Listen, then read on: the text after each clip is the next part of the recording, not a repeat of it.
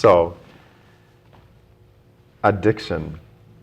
Is there a magic bullet, a silver bullet that can solve, that somebody has to touch, that can help solve addiction? Okay, so we're going back to the solving part. This idea of solving addiction is never going to happen. Addiction is, in that solving part, is the very essence of what keeps addiction going throughout, just in general. And then let me explain. Addiction is not something that you solve. That comes based on a very linear approach of thinking your way out of an addiction. What do you mean by linear thinking? Well, think when you talk about solving something, it's almost like a math problem. Are we speaking first principles? Exactly, right? And these first principles always sound nice to people who haven't descended. Okay, so we're not a math problem. We're human beings, and if you don't experience it in your body, you're going to have great deal of suggestions. Well, just do this, just do that, just do this. Addiction is not something that you can reason your way out, right? This is particularly what inspired my book, Discover the Magician Within, right? And then we'll get into different aspects of that. But what I meant by addiction is something you have to outgrow. It's not something that you can solve. By outgrowing, what do you mean by outgrowing it? Okay. Let's just talk about why is it when you solve it. It takes and I'm going to talk about myself here. When I thought that I had to fix myself, that produced so much anxiety, right? And religion tells us, well, then you just forgive yourself and you'll be fine. Give your life to God and you will be fine. See, here's the thing about that. And the addicts know this very well, and I know this myself. Forgiveness does not solve the problem. You can also weaponize it. Give your life to God. Yeah. This is taking responsibility and putting it outside of the self. Yeah. Yeah. Or putting it outside a group. Giving the responsibility to the group, giving the responsibility to a system, to a healer, right? These spaces can hold you. The problem is not the spaces. The problem is recognizing where they can no longer hold you. This is why the system will always profit from a relapse, where life profits from your rebirth. So what that means is that systems can manage, but there are certain addictions that need transformation. And that transformation, and this is something that addicts will know very well, addiction is selfish and lonely, all right? It turns out that salvation is also selfish and lonely. And it turns out that discipline is also selfish and lonely. These three things, I didn't know. I didn't know that I was going to have salvation. But what I did know once I gave in to myself, where systems could no longer hold me, where therapy, where I realized these people, they have no idea. And it's not to disrespect them. It's a reality. They come within. Go ahead. So when we're speaking about these people, you're talking about healers. I'm talking about, let's say, when it comes to religion, a priest, pastor, right? When it comes to systems, I'm talking about a therapist. A doctor, an addiction expert. It's an addiction expert that has never been addicted is like a jiu-jitsu practitioner that studied and read books on jiu-jitsu but has never been on the mats. Practice the jiu-jitsu. Yeah, and this is the idea of first principles. Imagine this. It sounds amazing until you find yourself in the descent. All right, let's talk about that. Yeah, the reality of practicing boxing and being hit, or playing rugby and being hit. Right. That's when the realization comes. You can understand this. We can read about soccer and strategy. You can read about pressure. Oh, I'll just do this. This is why the sidelines are always loud. People have a great amount to say, but inside the game, it's quiet. Until you put your life on the line. Yeah, so the healers in our community, I think the responsibility is either put on them or there's responsibilities being taken away from the individual that is struggling with addiction and putting it on a healer or putting it onto God. Or a group of, like a church or something, whatever. Or let's say an AA group, and this is something that I experienced very well, right? I I need to rephrase it like this. I was living in China for 14 years. Okay, when I moved back here at the turn around the COVID time, I didn't know myself, and I also came back to a country that was very confusing to be a part of. You can imagine the reverse culture shock for me. I came into a very sensitive place, and I continued drinking, continued my addictions, but now I'm in a community where I'm being held accountable. I can no longer hide amongst millions of people the way that I did in China, right? So then once I got into the system, this is how I found out about the system. Because I've never been a part of the system, because in China this has different frameworks. So in China, Yeah.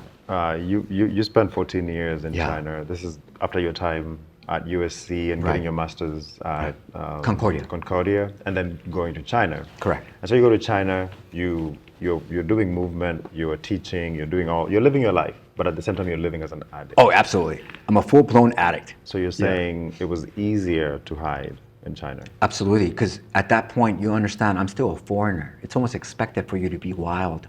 And it's also, my relationships, they were wonderful, but as myself, they were also very temporary, because everyone there is a foreigner, so that creates a bond. And then I think you can understand by traveling. So in addiction, hiding spaces, how does that contribute to Gotcha. addiction? Like how you being in China and being able to hide, and you coming here and having a mirror reflection being shown at you? It's only until I came back here and I was part of an AA group that I understood that the way that they framed alcoholism was a disease of isolation, right? So you kind of, and it's a soul-sucking disease, like meaning it's a soul-sucking shame, right? We're not proud to be addicts. And can you repeat your question, please? Yeah, so hiding spaces. Yeah, You come back and there's no more hiding space. right. There's no more hiding, right? Yeah. So I joined these groups, for example, and these groups can hold spaces for you, particularly AA or any given group, and peer groups. They can hold space for you. But there's a really interesting thing when people gather, even not two people, even two people. You start to build a collective psyche together. So now you start to almost forgive your behavior simply because misery loves company. Misery loves company. Misery loves company, right? And during my time in AA, I realized, oh my goodness, like there's a lot of complaining here. There's a lot of accountability. You're not allowed to cross-talk. You're not allowed, Felix, I came in, here it is, pardon me. I came into AA with a notebook and a fucking pen, ready to understand how I'm gonna stop myself from fucking drinking. I didn't have that. I instead experienced people expressing themselves, and there's nothing wrong with that. But then I began, it's like, wait a minute, these people are all complaining. Like, I don't want complaining, I want solutions for my addiction. Like, that's what I wanted. Like, I really want to change. And these groups held me until they no longer could create that transformation.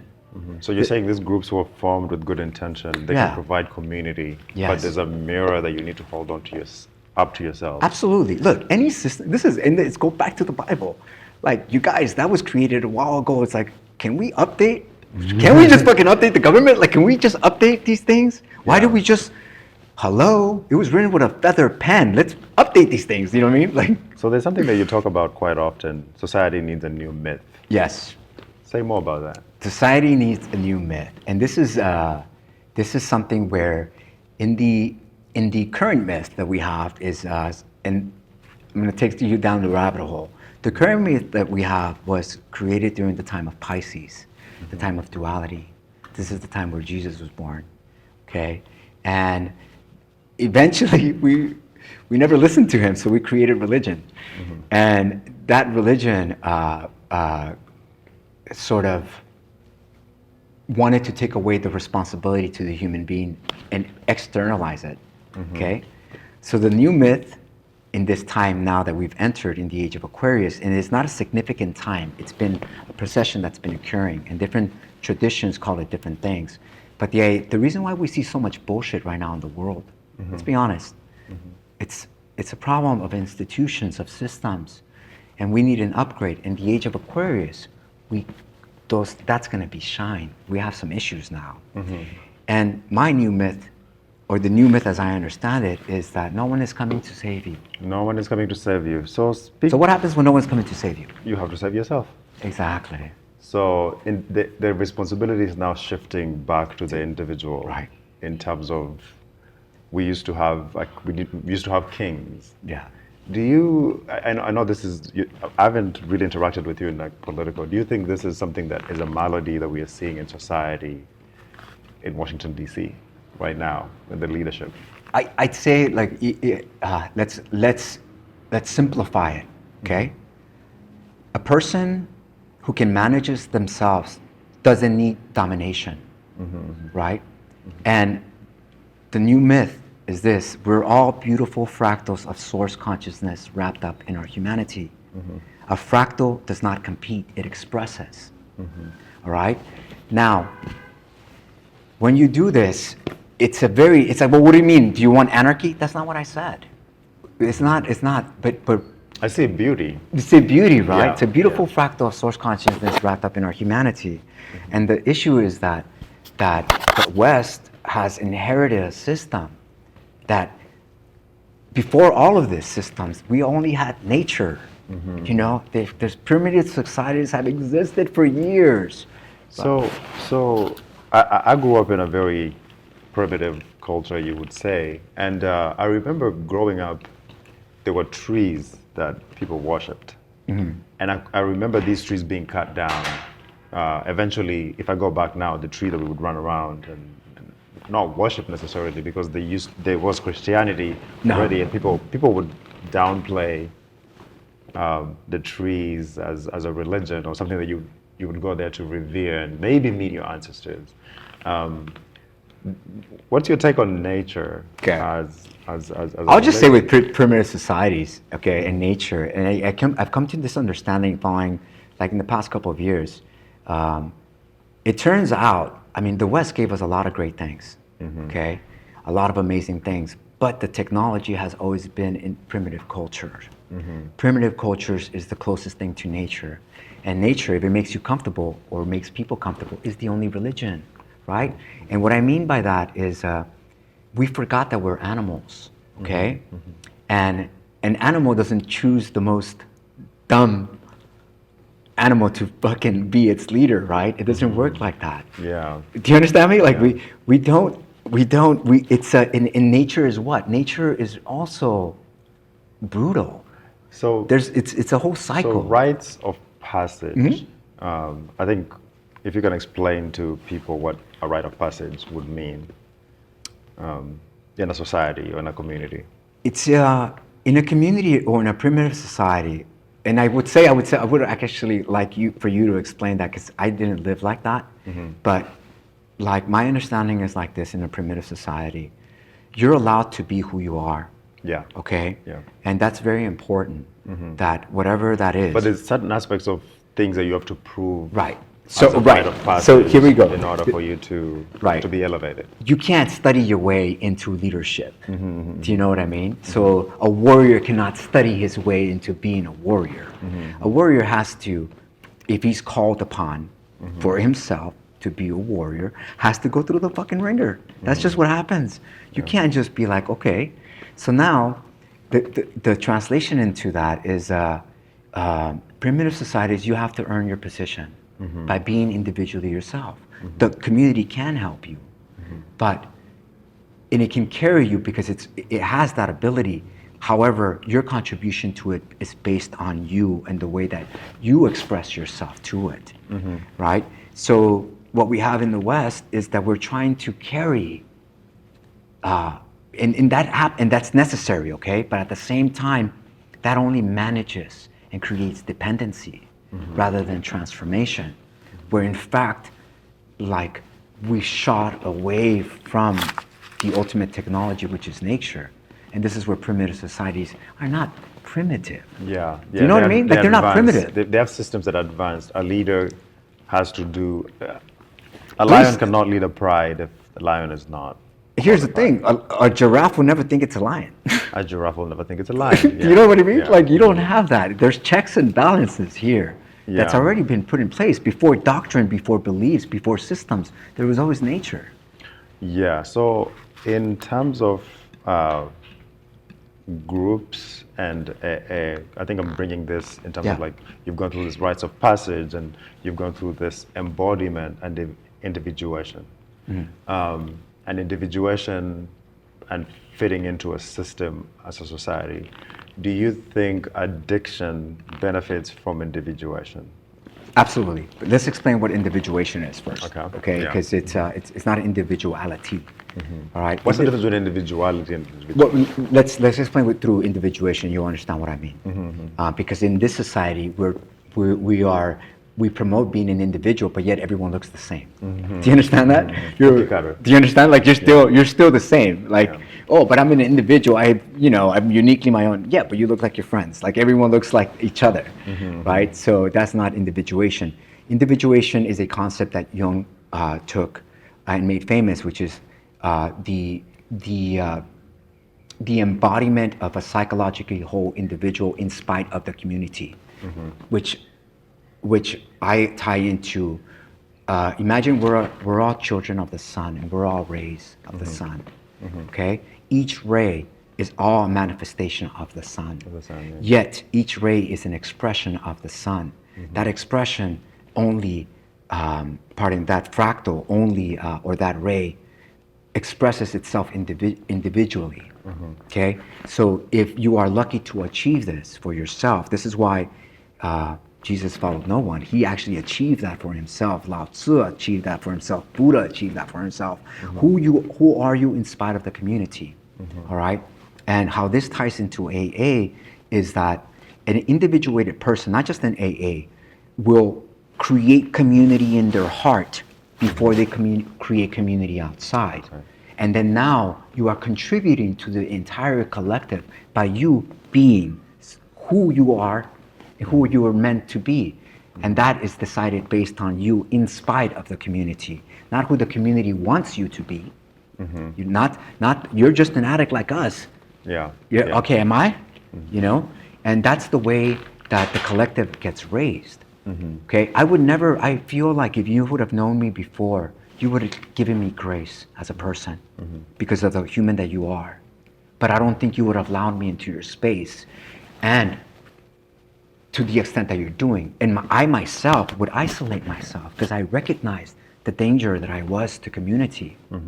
But not a lot of people have that awareness about themselves. So the danger that you are to a community, does that carry, is that a level of awareness coming as a result of awareness, or is it shame?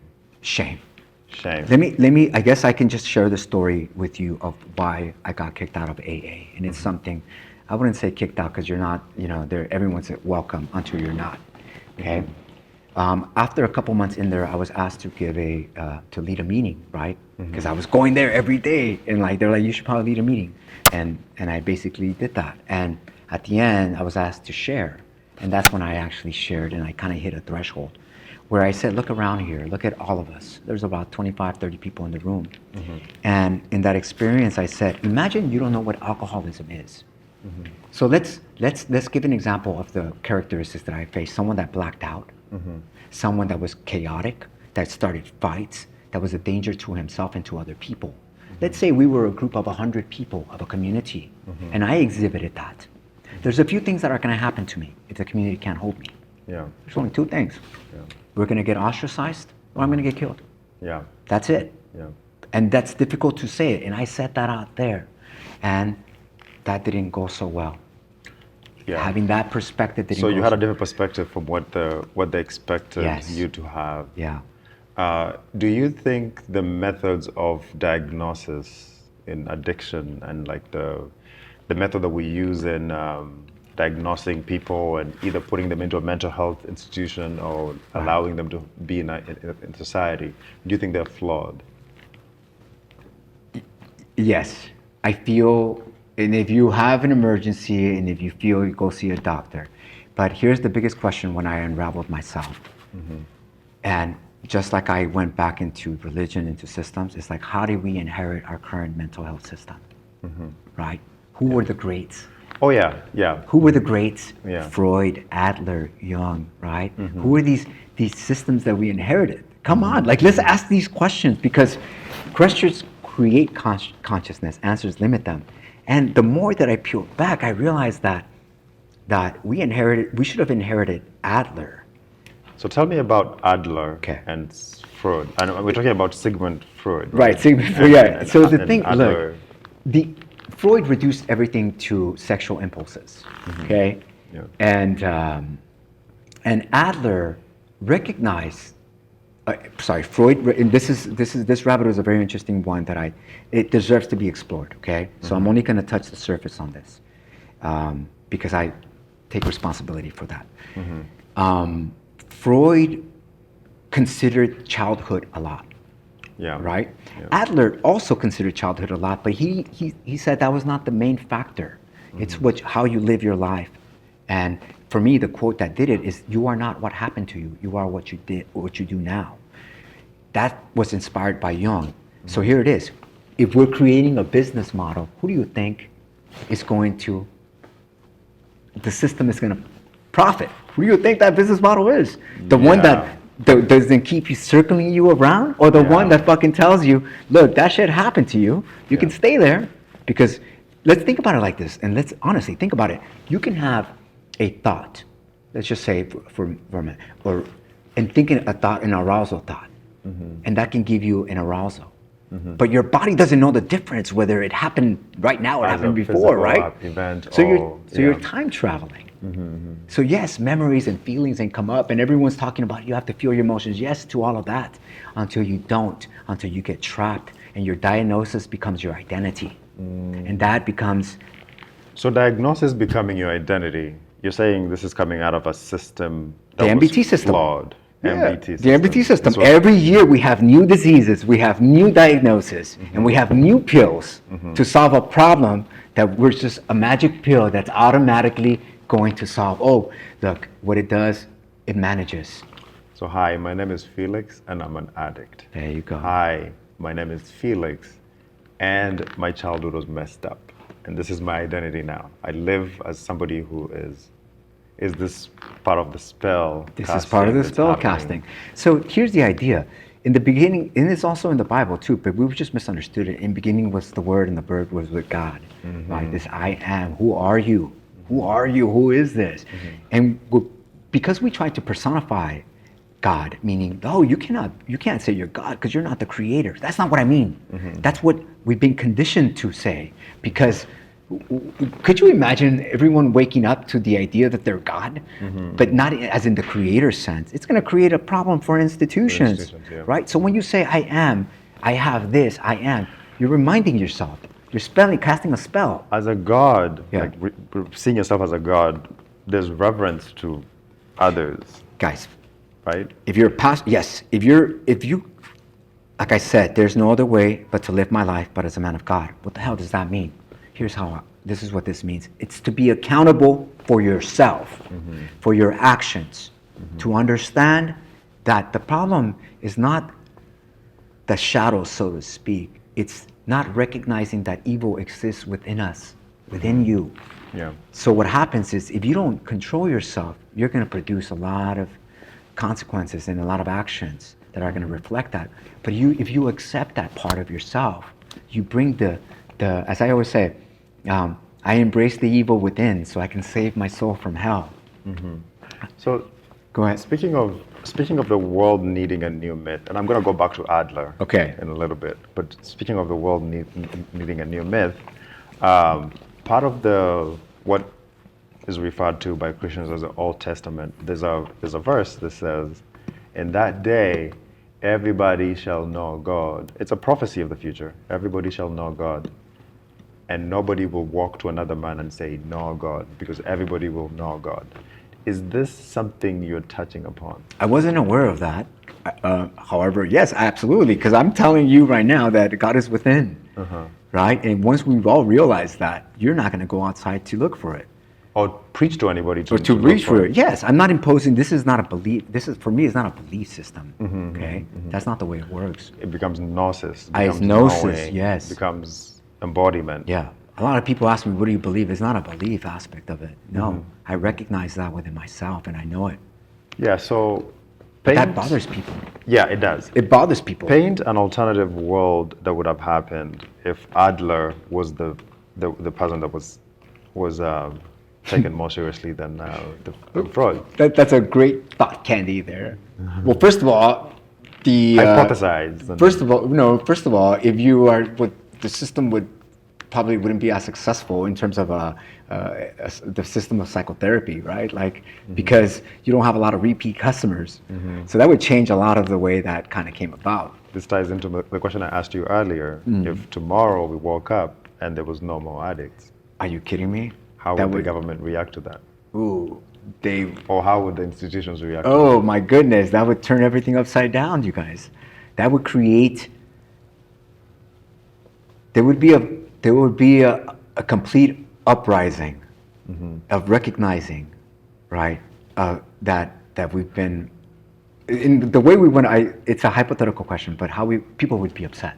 You know, it's like, wait a minute, we've been lied to? Are you kidding me? Right? There wouldn't be, like, to quote Shiva, the last door to before you have peace is war. And I want to say, not to just quote it, but I went to war within myself before I can be peaceful. That civil war ended. Do you understand? So there's a balance. It's funny that religion tells us to love our brother's keeper but yet more people have died in the name of God than anything else. Yeah. And righteousness, right? Yeah. And go ahead. So in terms of the Civil War and coming into truth and authenticity, and the self and the embodiment of self, how has that journey been for you? Whew. It's the hero's journey, right? The embodiment of the self. My own hero's journey has been I guess, to use your analogy of the Bible, if you ever realize how saints become saints, it's not because they're good people, it's because they're fuck-ups. A saint doesn't become a saint because he's a great person. It's because there's been a certain lack of morality that they want to live about their life, right? So the slave to vices will find the way as little as the slave to virtue. You can be a sinner, and this is why only sinners can be saved, or you can follow your morals. And what has happened when we follow our morals and our virtues? People die. Yeah. People die. Yeah. That's throughout history. Okay, so how has been my experience? It's been amazing. And the thing that I can tell you that in your journey, you cannot separate mind and body. All right? I didn't believe that I can get better. I had to discipline myself. All right? And this is something that it's not only mine. It's been influenced by, let's say, a perspective like Taoism practices, right? Where they believe that you need to prepare your vessel before the mind and the spirit can follow. Where in the Western cosmology, it's more, no, you can just think your way into enlightenment. Like Felix, there's no light without shadow and no psychic wholeness without imperfection. All right? So to ignore in this age of Aquarius that there's a sense of evil within us, that's no longer the case. The shadow needs to be confronted. Healing is no longer pretty.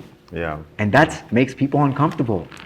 Yeah. So I don't know if I answered your question on that. You did. To ask for the embodiment that's happening right now within you. You've accepted who you are and you're living as you.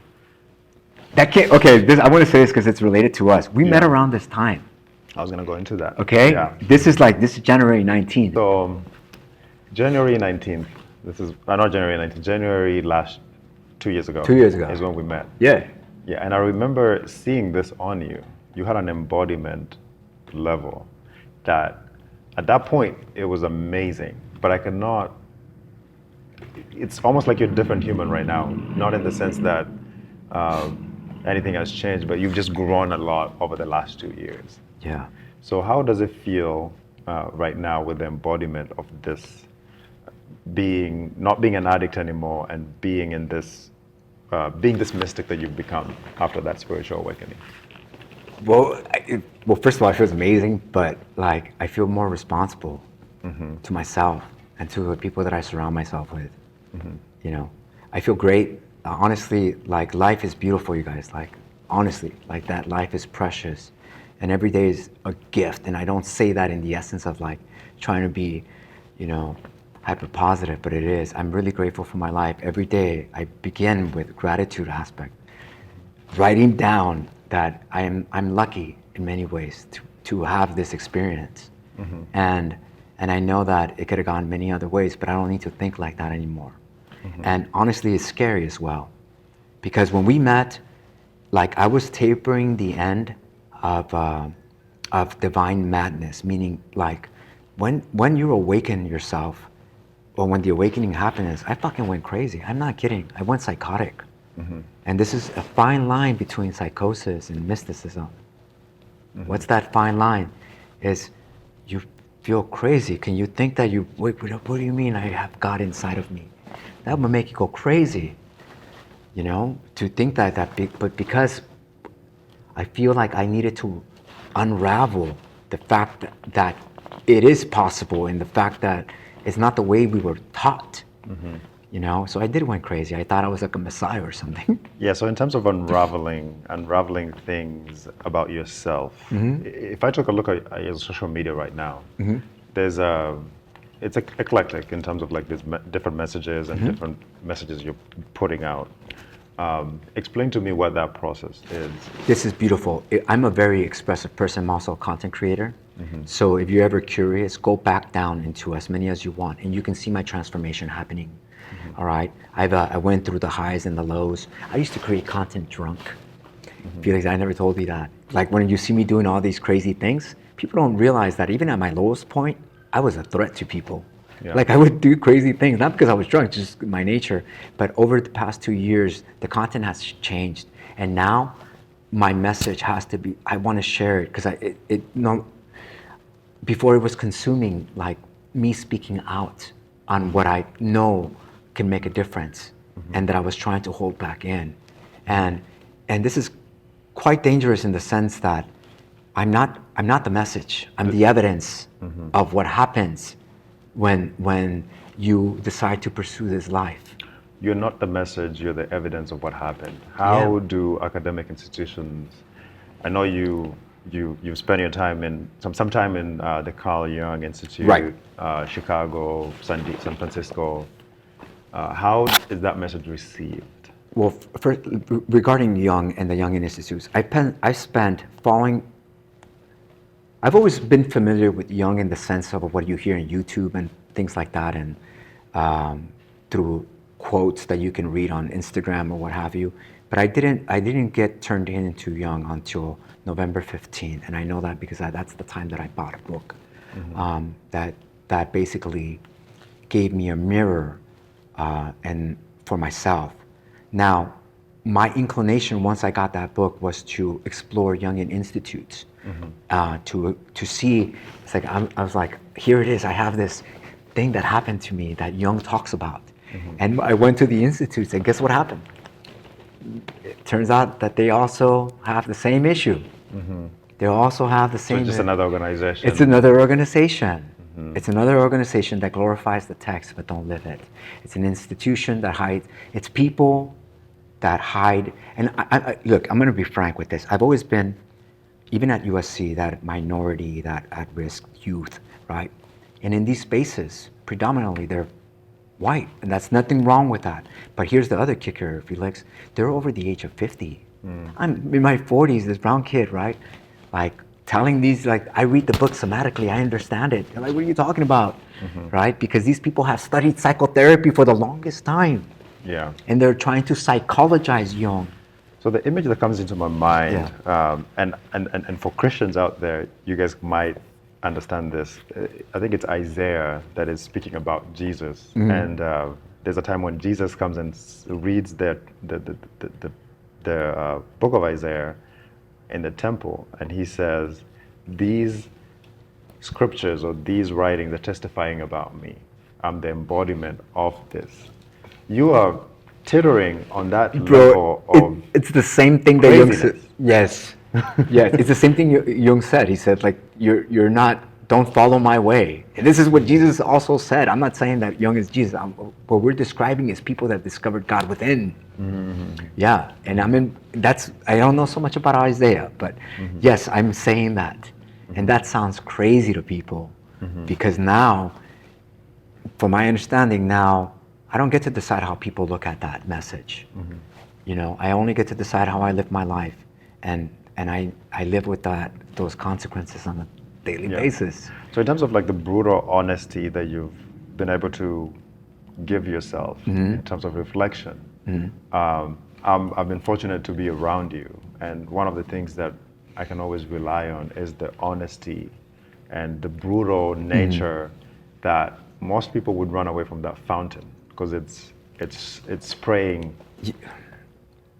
You know, Felix, what it takes to change yourself is this. The degree to which a person can grow is directly proportionate to the amount of truth they're willing to face about themselves. The amount of truth they're willing to face about themselves. Without running away. Without running away. In other words, you can't bullshit yourself. And the addiction takes you to those depths. I unraveled myself up to the point where I could no longer lie to myself. And that takes a lot of, you can imagine, you can't run away from yourself. You can't bullshit yourself. And it's hard to do that. It's a fantastical honesty that you have to embody. And now I'm into the point that the problem is not honesty. It's more or less like what end game, right?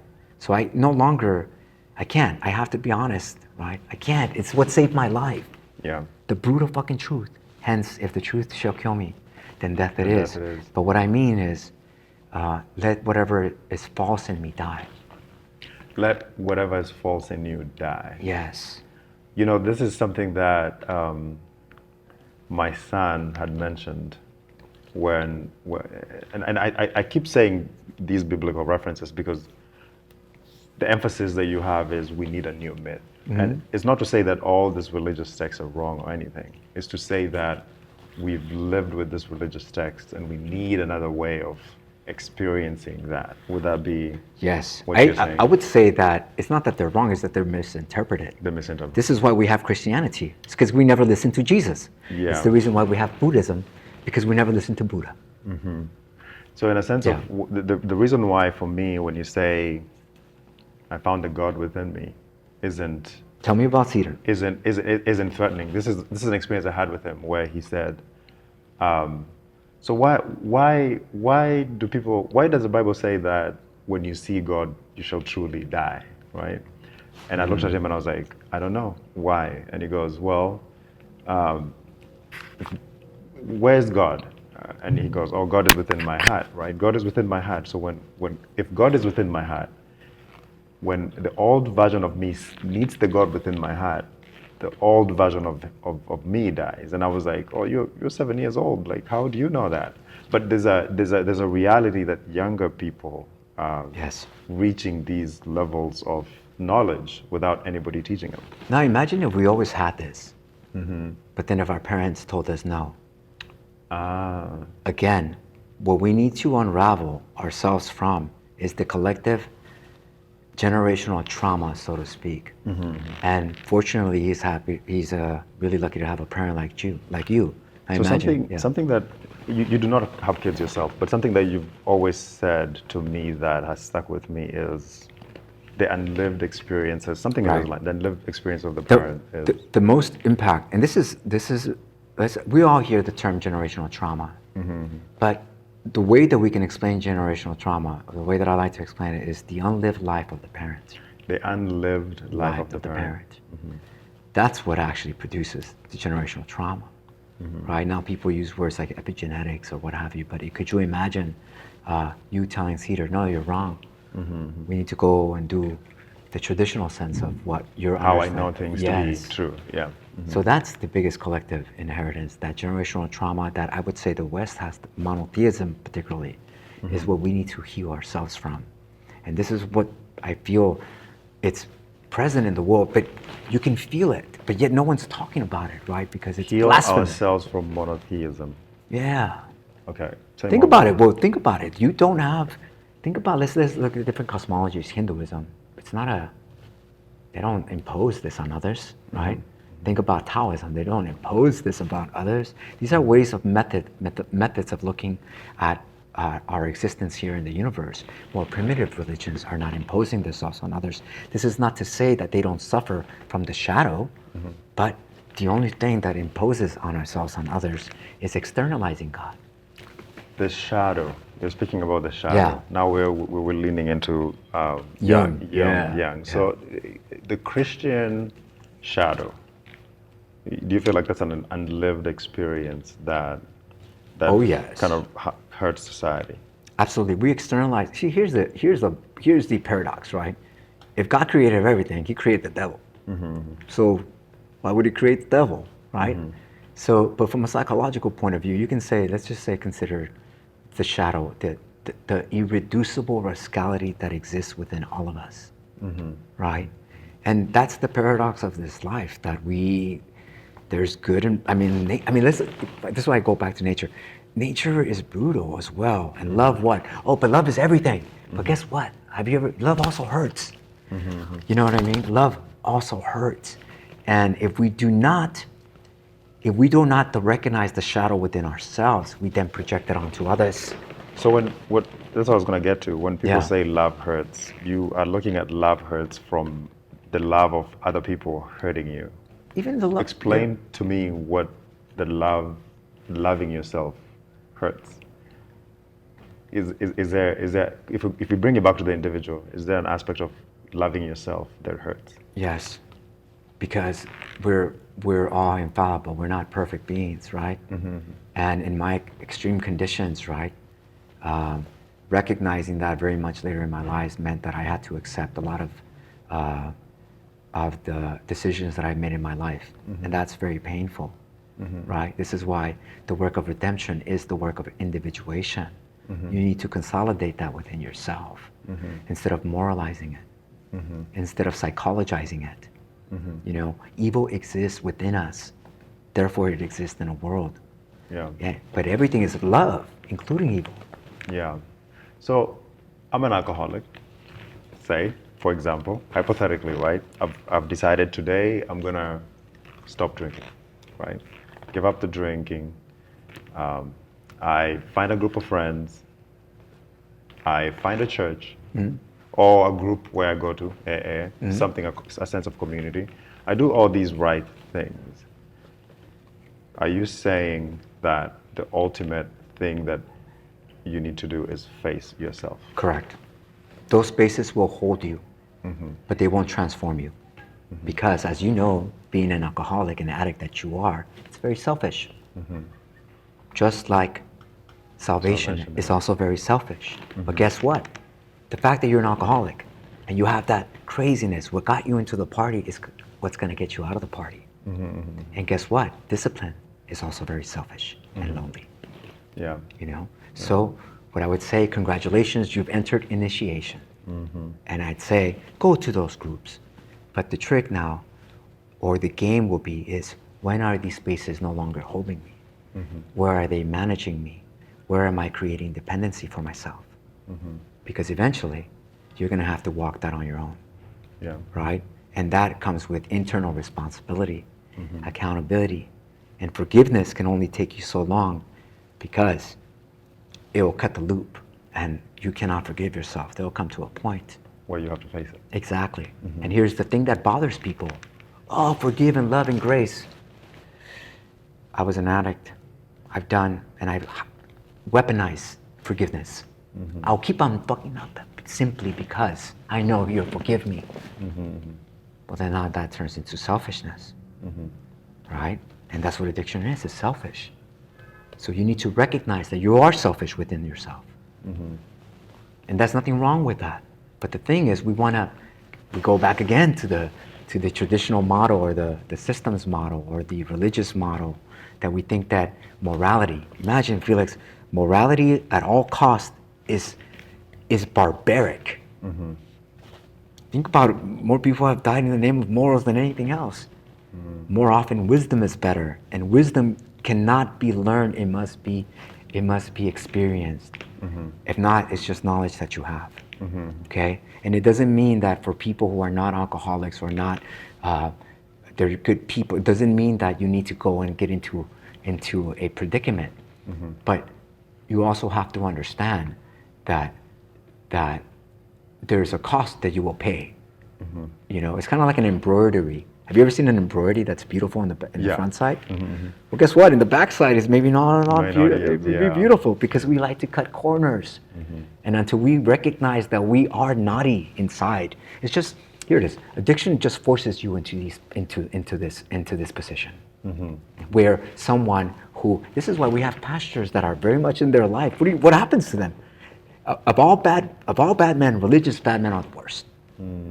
Because they hide behind their morals. But I'm not.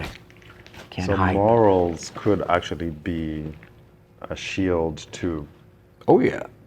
evil. Not a shield. They are. They are. They Shield are. of evil. You know, the Crusades, the Inquisitions, all of this is that. In the name of morality. Right? This is why morality at all costs is barbaric. Morality at all cost is I know. I almost killed myself because of my morals. So, It's a paradox. yeah, that is actually getting my brain thinking. So, explain a little bit more about morality being barbaric. How are morals? How do we come up with morals? Well, they're Religion. religion. Yeah. Right? So in the name of God, we're going to wipe out. Yeah. I mean, let's be frank. There's something going on right now, and I always say this, that at the root of every political decision, there's a religious one. And people then want to defend that. No, that's not true. Yeah. Like, come on, let's fucking go. Like, what are you talking about? That's not true. Well, you know, politics separates religion and politics. It's like, well, what came first? Yeah. What came first? Yeah. So I'm gonna do a quick fire round of Oh God. I would say Go for it. things that might be considered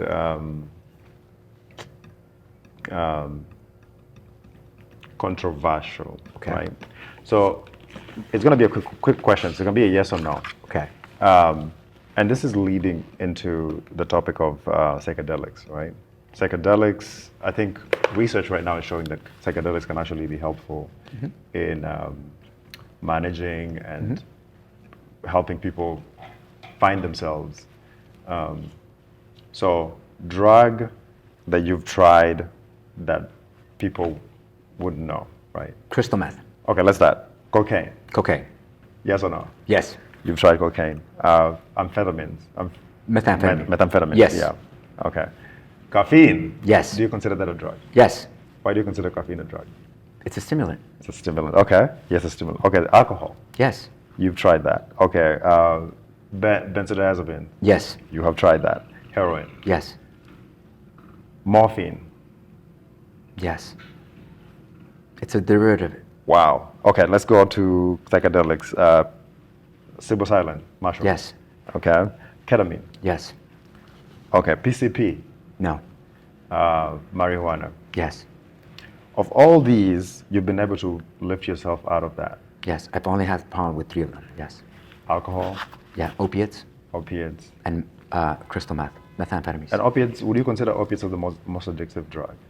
Or would They're it be- very. I would say that they interact with people differently, but I would say of all of them, all right, the one that almost killed me was crystal meth and alcohol. So people don't understand the magnitude of how much work you've had to do Right. to actually lift yourself out of this cave Right. that you've been in. And Right. when you speak with authority and agency and the level of belief that you have, that people can actually bootstrap themselves out of an addiction, You can. you're coming from this deep of a hole. Yeah.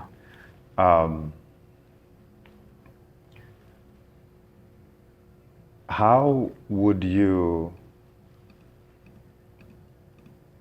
What do you think your legacy would be? Say now, 10 years from now, or not 10 years from now, 10 years after you die, and you want people to remember you. This might surprise you. That doesn't matter to me now. It really doesn't matter. In the long scheme of things, I'm just an example of something. And it doesn't really matter. It really does. I know how that sounds. I maybe not even told that to you, but it doesn't matter. It doesn't matter. I know one thing. I know that my work saved my life. And if it impacts another person, that's what it is. I'm not worried about that in that regards. In terms of that not mattering, when you're walking around these institutions and when you see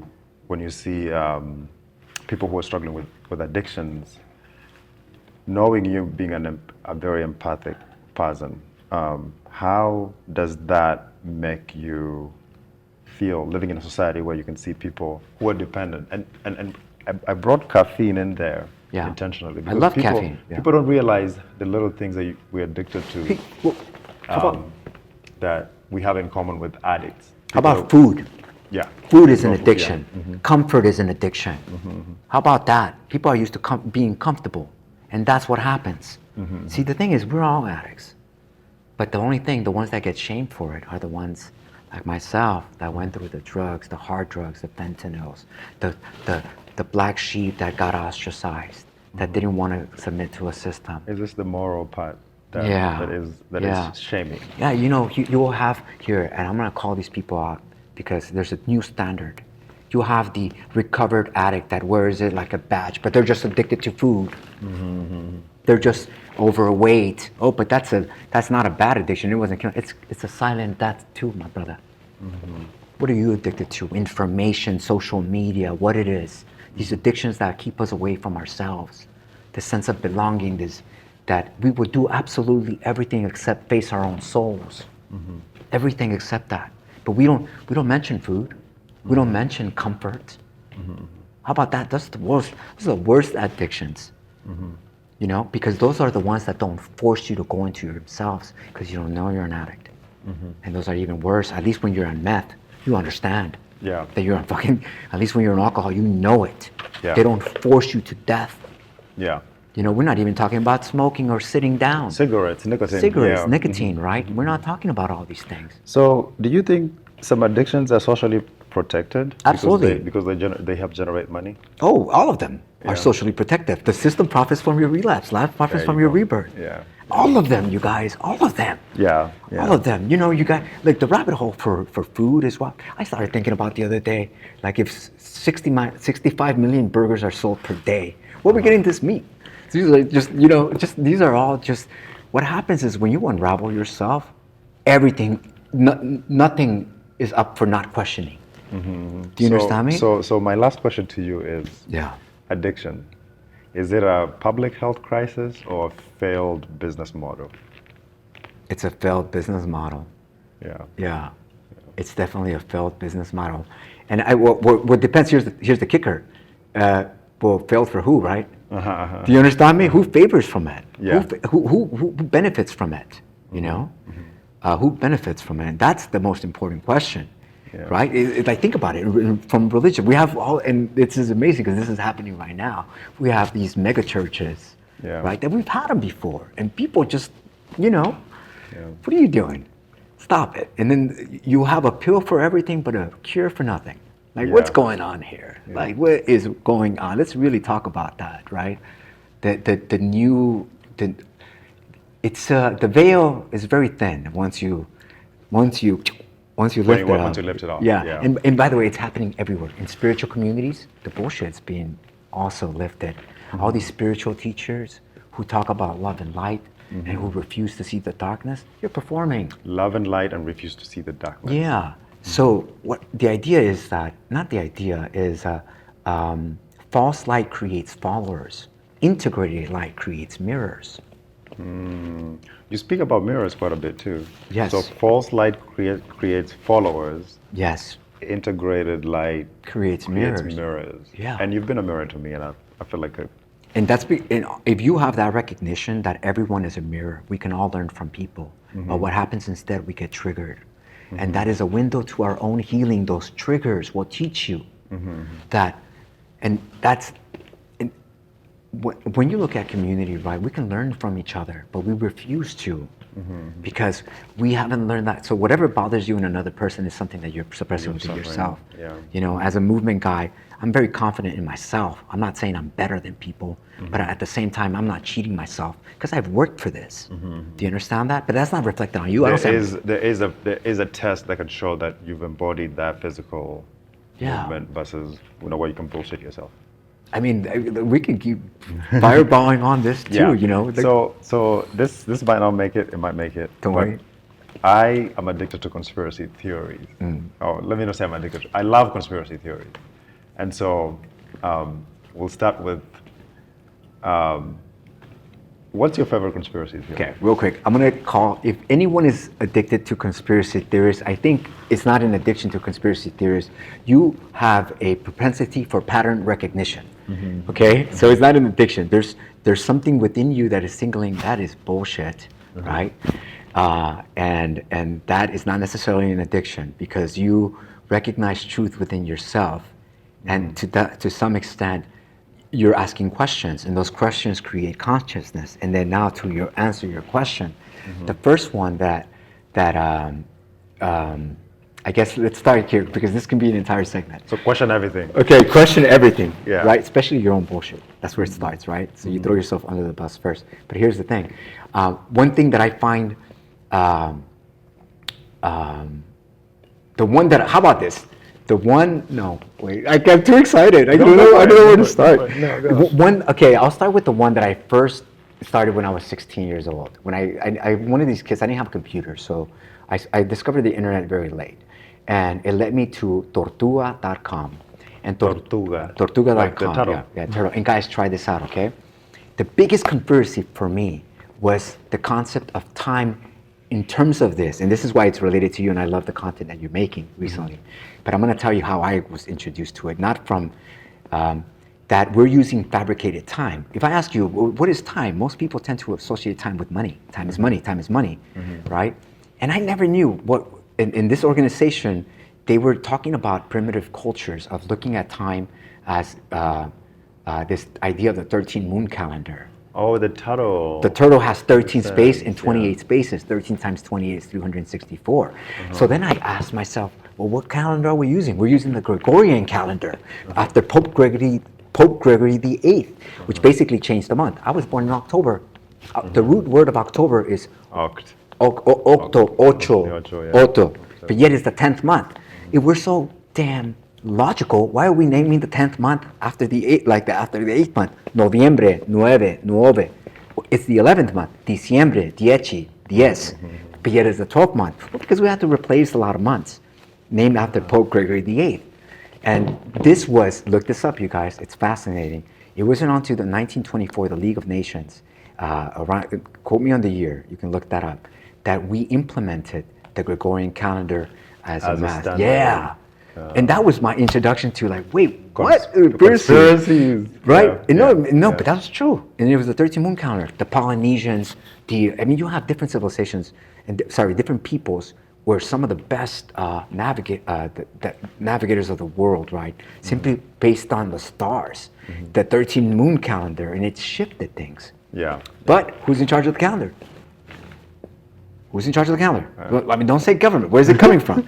I don't know. Which Pope Gregory the Eighth? Oh, Pope. I see. Do you understand me? Yeah, yeah. So